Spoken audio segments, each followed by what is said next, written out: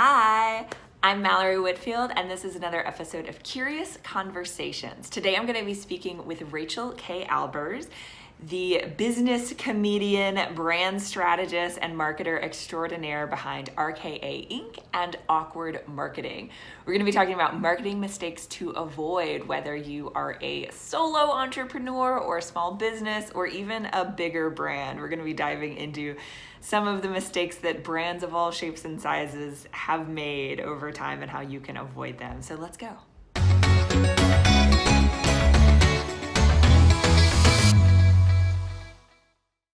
Hey, Rachael, thanks for joining us. So you have so many good YouTube videos about all of the terrible marketing mistakes that people make with their small businesses, right? Which are such a hilarious way of teaching people about this stuff. And you and I have both worked in marketing for so long. I'm sure we share a lot of the same frustrations about the stuff people do. Like, why are you doing this? What are some of the most egregious, just terrible things that people do because they just don't know better when it comes to marketing their businesses online? Well, I'll tell you what, I think the fact that the internet is a blessing and a curse, because the fact that the internet is always changing is amazing. It's always giving us new ways to connect with our audiences. As marketers, it keeps us excited. It keeps us hot, keeps us on our toes. That's part of why I like this work. But the downside is because the internet is always changing, there's always a new tool. So there's always a new temptation, a new shiny object. I think that the first mistake I see a lot of people making over and over again is thinking they have to be everywhere, like omnipresent online, right? And TikTok is the hot new tool in the last year, right? Like everybody's getting on TikTok. And people love to come to me. Why aren't you on TikTok? You should be on TikTok. TikTok was made for you. I will get there eventually. I will eventually layer TikTok on. It's not time just yet, but I will be there. But I realized I had to stay rooted in what are the activities right now that are getting me the biggest ROI? Does TikTok fit into this? It would be super tempting to just jump on the bandwagon because it feels like I got like some FOMO. But in reality, I have to key into what's really working for me. What can TikTok bring me? And where does that strategically fit into my timeline? And that gave me some peace so that I didn't have to join TikTok tomorrow and spend the next 4 days obsessed with it, because that's what's going to happen. You know what I'm saying? So sticking with what works, and instead of this is the advice I give, right? Like the mistake is shiny object syndrome. The remedy is staying really rooted in what works and kind of letting the Joneses do their thing around you. Yeah, absolutely. I think that lines up with a lot of the questions I feel like I'm answering all the time over the years to small business owners, because yeah, they get that sense. And a lot of times it's from well-meaning people who don't really know marketing. I think suddenly, because we all use social media, everybody thinks they're a social media expert. And it's like, just knowing how to use it is not the same thing as understanding marketing strategy, right? Like I was getting my oil changed yesterday, and I realized, if I go in to get my car worked on, I have the same sort of level of I don't know the difference between synthetic and regular oil. I don't. I had to have them explain that to me. And I was like, this is what happens when small business owners don't really understand basic marketing concepts, but then they just trust somebody who says that they know what they're doing to do the thing. And sometimes that works out and sometimes it doesn't, right? So how would you say that business owners should be evaluating marketing companies or marketing tactics that they should be using, right? Well, I definitely think that marketing companies that come in off the bat and say, I have the solution for all of your problems, and they don't even know your business model, your ideal client, your current marketing strategy, your growth plan, but they come in kind of blindly with promises like, no, and I think it's also the companies. I am very sensitive to marketing companies that guarantee a specific ROI in terms of metrics, right? That is always a red flag for me, because I understand, even as my fellow colleagues seem to buy and trade in metrics, because of my email sequence, my client 10x'd their launch, right? Or because of this SEO strategy, the client made $200,000 more than they did the last year, right? It's very tempting to sell ourselves that way and to buy because of those promises. But my experience as a marketer has proven that that those are false promises, right? Without a deep understanding, I almost want to say, I feel like, no, I like what am I trying to say? Like a deep, holistic, No, like holistic is exactly the word, right? Like, so I used to work at a marketing agency, and that was the thing that would frustrate me. And then that was kind of became my superpower, is we would get a client, a potential client, and the first thing that we would recommend is like an audit and a strategy. Like, we would look at everything that they were doing, but for me, it's like, even if that company came in thinking they need an SEO strategy because somebody told them, oh, you need an SEO strategy, right? I would be like, there would be certain situations where I was like, nobody's searching for what your company does. You don't actually need an SEO strategy. You need something else entirely, because you're doing such a specialized thing. Like, maybe you actually just need to focus on sales because you know exactly who your customers are. There's such a small niche. Like, I think that holistic approach is so important, but it can be harder, and it's often like what people want to avoid. Yeah, because you can't sell the diet pill, right? And that's what people are selling. Buy my SEO services and I will 10x your ish, right? Take this pill, and without doing the work, you're going to drop 20 pounds. And it's so funny how much, despite we have this cognitive dissonance as consumers, we have been educated and we know deep down those quick fix snake oil solutions don't work. But there's that little part of our brain that wants to avoid work and is willing to be misled, almost like we almost know we're being misled, but there's this little voice in the back of our head saying, well, in the off chance that this is real, cool, I'm going to go with it. And I think that for me as a marketer, I've had to learn, like, the big mistake I made early on in my career, and that I've cycled out of, and I feel like I've finally gotten to a place that I'm better about this, is I had to learn not to listen to my clients when they came in the door telling me what you just said. I had to learn, no matter how good the vernacular was, people coming in talking about their funnel and their conversion rates and their SEO and all this stuff, I had to learn that they didn't actually know what they were talking about, and to commit to my own process. People come in all the time saying, no, I don't want to do the strategy. Just give me a new logo. I don't want to do strategy. Just create some content for me that will land. And I send them out the door because they're not in the mindset yet. Like, there is much of a red flag to me as the marketer who promises you 10x results should be to them. Does that make sense? Totally. I think as marketers, we have to be willing to turn clients away when we know that we can't help, or they're not able to, willing to be open to being helped or whatever. Like the whole SEO or paid search thing. I remember at that marketing agency having a personal injury attorney client that was like that I was like, I see red flags all over this, because some other company in the past has promised him that he can get the #1 search result every single time. And I'm like, that's not how search works, right? Because, you search and different things come up depending on your location and your browser history and all of these things.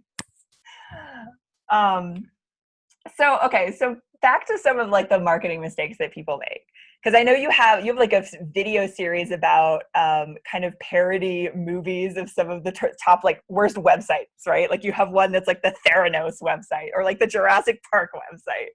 So what are some of those just like big pitfalls that people make with their websites that they should really know to avoid? Well, let's go through those, because that was from a series on the top 5 worst websites, what you're talking about, my parody videos. And so the first one was the Theranos website, and that was the website that basically lies to you, that misleads you. It's what we were just talking about, the snake oil website, right? And that's an obvious one. That was a slam dunk video, because everybody could agree that but the video goes into some of the ways that people mislead and manipulate their audiences on the sites, right? So that's number 1. The second, I was my rom-com parody, and that was essentially websites that are copying other people, right? Websites that are borrowing other people's language. If, looking at another company, looking at a thought leader and saying, I want a career like theirs, so I'm just going to go and copy theirs. So the template website, if you will, right? I'm not a big fan of templates. Although it certainly can be a great tool to build on, but I'm not a big fan of using a template out of the box and not modifying it. Let's put it that way. The third was the Honey, I Shrunk the Call to Action website, Honey, I Shrunk the Kids. And that was when you go to a website and you're scrolling and it's like, but what do you want me to do next? Either there's so many bells and whistles that I can't tell where to click, Or I've just got text, and there's not even a button, right? So websites that don't make it clear where you want people to go next. The fourth was the Leave It to Beaver website. And so that was the outdated website. That was the website that you built with the GoDaddy page builder like 1999 or two, and somehow got, put it, you somehow still are able to use the tool, right? So websites that look outdated immediately are losing trust. And people like to say, oh, well, look at this really successful company that has an ugly, outdated website. What I would argue there is they're successful in spite of, not because of the site. So just remove that hurdle, right? People don't want to give their money to a website that looks like it hasn't been updated in 20 years. And the Jurassic Park website was the pop-up website, like the website where you're like running away from either it's, video turn on automatically when you open up the screen, you're like, oh my gosh, or the pop-ups, the unrelenting pop-ups and just websites that are not user-friendly so much that they become a scary experience, right? So those are the top website mistakes, and you could go to see for yourself at awkwardmarketing.tv that series. Yeah. Well, and so those are websites. And then I know you also have a video that I think was a little bit more recently about the email, like the worst email. You're like in a burger costume showing up at somebody's door. Okay, the worst email. I bet people could, well, actually, people don't typically get this one because I think we're all guilty of sending it. The number one worst email you can send your list is the I'm sorry I haven't written in a while email. Because you're basically just calling attention to the fact. It's like, you're so vain, you probably think everybody's waiting for your newsletter. You know what I'm saying? Nobody cares. So I haven't probably noticed that you haven't been in my inbox in a while, but now I notice, and I'm noticing for the wrong reasons, right? I'm all about, if you've let your email list turn into like a frozen cutlet at the back of your freezer, I would rather you defrost it by just coming in with more value. And so draw our attention to the fact, like maybe you realize, oh, I haven't heard from Mallory in a while, but you're coming into my inbox with something that I'm happy to see versus coming into my inbox with an apology, which is like, thanks for wasting that 10 seconds of time that I just opened this. Yeah. Well, and people do that with social media too, right? Like you suddenly, like you took a break from Facebook or Instagram or whatever happened, or, maybe you're a company and you had a, your marketing person, like you had a little lapse in between marketing people. And suddenly you're like coming back. Oh, I'm sorry, we haven't posted in a while. Like nobody was paying that close of attention. Nobody noticed. Right. And it also is just like unnecessary shame for yourself, right? People coming back onto their Instagram stories like, hey guys, I'm sorry I haven't been posting. You got nothing to apologize for. You don't owe your audience constant free content, right? And so that's a whole thing too. That's the whole like self-care part of marketing. You got to take care of yourself. Don't shame yourself where you don't need to do it, Okay, well, speaking of shame, though, another one of your great videos is about how, you blew up on Instagram because you got like really vulnerable, as Brene Brown would talk about, right? I love Brene Brown, but yeah, there has been this sort of movement on some of our social media channels to like overshare. Or I would call it hashtag vulnerability, right? And I don't think I coined that actually. I didn't coin that, but I will use the hashtag. I don't think there's anything wrong with, there's places where you can be super vulnerable, but I think that we've gotten the message that the only way to be authentic or vulnerable with your audience is by expressing extreme emotion or by sharing all of your secrets. And there are brands, especially personal brands, where that may be appropriate, where there might be reasons to share all your secrets, so, quote unquote, but I think that we're selling ourselves short, or people are misunderstanding what it is to really be vulnerable. And Brene Brown herself, her definition of vulnerability is not what we're seeing in these vulnerable posts, right? Because vulnerability really is about doing the damn thing, even when you feel unsure, even when you're afraid, even when you don't want, is continuing to do the work in the midst. So vulnerability isn't talking about doing the work. Vulnerability isn't showing up on your Instagram stories and being like, guys, I'm really scared to do the work today. I mean, it might look that way, but not necessarily. Vulnerability is doing the difficult things despite feeling unsure, right? And I'm doing a really this is why I'm not Brene Brown, by the way. This is why I'm RKA. But I think we fundamentally understand what it means to be vulnerable as business owners. And I get a lot of my clients coming to me saying, well, I want to be on social media, but I don't want to have to talk about my dirty laundry. I don't want to have to talk about my dog or what I ate for lunch or my marital problems or whatever. And if for anyone out there listening to this who has thought that that's the way you have to be, you don't. You have to tell any personal details about your life, and you could still be incredibly vulnerable. So that's all she wrote about that. Yeah. Well, I think it ties back to that idea of being holistic and what we talked about at the beginning, and in terms of like, you don't have to be on all the social media channels, but I think there's also, people seem to forget, like, you need to be intentional, right? Like setting an intention, whether it's a personal brand and what you're sharing on your personal social media or as a small business. Like I've been teaching marketing classes this summer, and I was teaching when all of the George Floyd protests broke out, right? And there's this thing with brands where some of them are coming out of nowhere, have never had any sort of like business practices that back up their commitment to social justice, their commitment to Black Lives Matter, but suddenly they feel like they have to say something. And then when they do, they get called out because people are like, like you're not really doing that.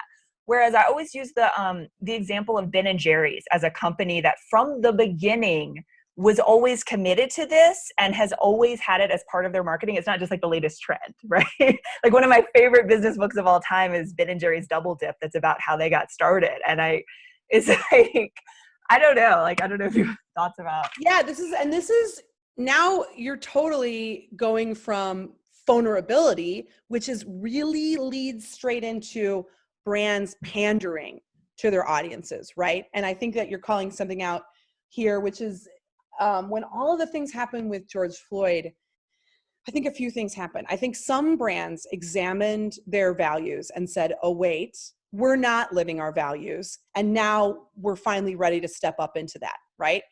And those brands, I think, were like, okay, what do we do? What do we do? We've got to publicly make a statement and show our audience quickly that we are in alignment with these values, that this is a part of what we want our company to stand for. The problem there, that's a very well-intentioned thing to do, but the problem is what you said, is that the audience, today's consumer can see through bullshit.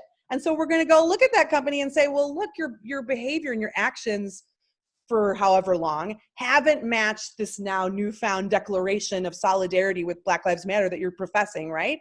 And so we're not taking this bullshit until something like that changes, right? So I think for the brands that are seeing that they're not aligned, that their marketing is not aligned with their values, I think the first thing is to be doing an audit, like you said, of company culture, and to be working on that first before you go and start, like, with your megaphone telling people how woke you are, right?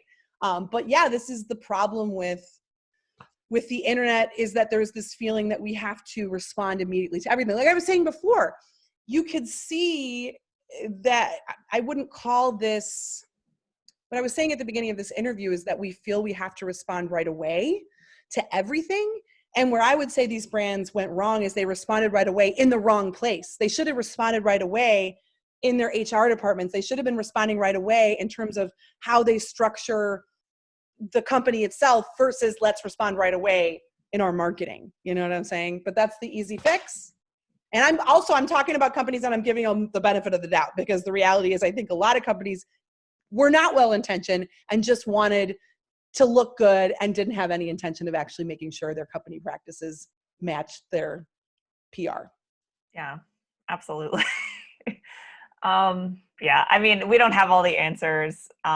But one answer that I would love from you, so like resources, and it could be related to marketing. It could just be like life stuff. Like, what is one resource that really changed your life in some way that you would recommend to other people? It might be like a book or a movie or a person or kind of anything.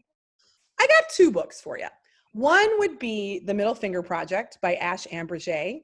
And it is a business book, but it's also a life book. And she has been one of the only bloggers I've followed for the last 11 years because she is such an emblem and is certainly working to live out the idea of giving the middle finger to the status quo and making your own rules, right? And I think both you and I are like cut from the same cloth in that way of we're really interested in kind of getting through what are arbitrary truths that we've been told that aren't actually true, and what actually serves us as human beings. So that's always my plight in this world. So I love that book. I recommend it to everybody. I send it to my clients now as a new client gift.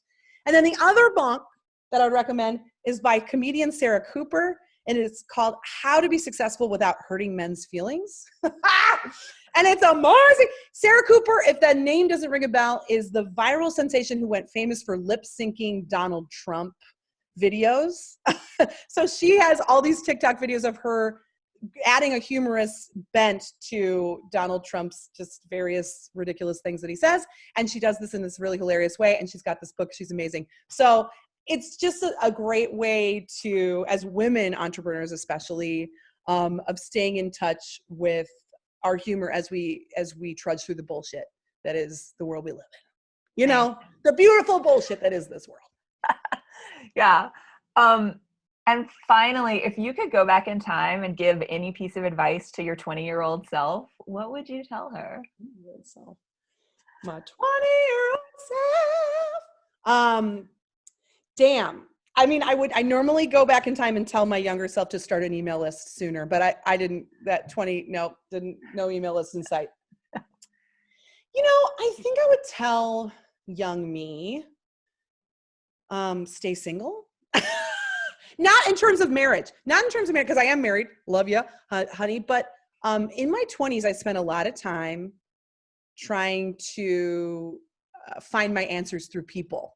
And if I could go back again, I would have tapped into the answers I had within, which I'm now accessing in my 30s, my mid 30s. I'm 36 now, right? I'm now finally tapping into my own inner wisdom. And I wish that I had done that in my early 20s. I think it would have been, instead of like trying to like see if my boyfriends could figure it out for me. You know what I'm saying? Yeah, I identify a lot with that advice. I would give my younger self that same advice probably. Yeah. Well, thank you so much. Can you remind everybody where to find you? They should definitely also follow you and subscribe on YouTube to your channel. But where else should they look for you? Awkwardmarketing.tv. You can also find a little bit more of the business side at rkaink.com. Check it out. Awesome. Thank you so much, Rachel.